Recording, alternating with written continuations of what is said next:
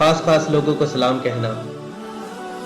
अल्लाह ताला ने हर खास और आम को सलाम कहने का हुक्म इसलिए दिया है ताकि ये लोगों के दरमियान मोहब्बत और राब्ते की अलामत बन जाए। हुक्म दिया गया कि छोटा बड़े को और गनी फ़कीर को सलाम करें। नेज़ रसूलुल्लाह सल्लल्लाहु अलैहि वसल्लम ने हर अरब अजम और सियाह व सफ़ेद को हुक्म दिया है कि वो हर शख्स को सलाम कहे, चाहे इससे वाक़फ़ियत हो या ना हो। आप सल्लल्लाहु अलैहि वसल्लम का इरशाद गिरामी है, तुम लोग जन्नत में दाखिल नहीं हो सकते जब तक कि तुम ईमानदार ना हो जाओ, और तुम ईमानदार नहीं हो सकते जब तक आपस में मोहब्बत ना करने लग जाओ।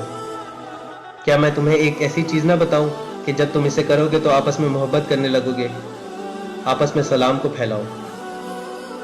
अलामत क़यामत में से ये भी है कि सिर्फ खास लोगों को ही सलाम किया जाएगा। वो इस तरह के एक शख्स सिर्फ इसी को सलाम कहेगा जिससे इसकी जान पहचान होगी, और जिससे वाक़फ़ियत ना होगी उसे सलाम नहीं करेगा। जबकि सुन्नत यह है कि सलाम हर मुसलमान को किया जाना चाहिए, आप उसे जानते हो या ना जानते हो।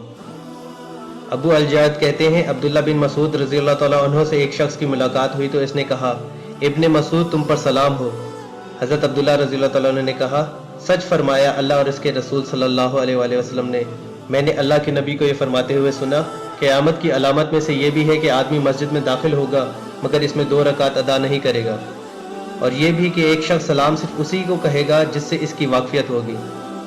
सहीहीन में रिवायत है कि एक शख्स ने नबी करीम सल्लल्लाहु अलैहि वसल्लम से पूछा, कौन सा इस्लाम बेहतर है?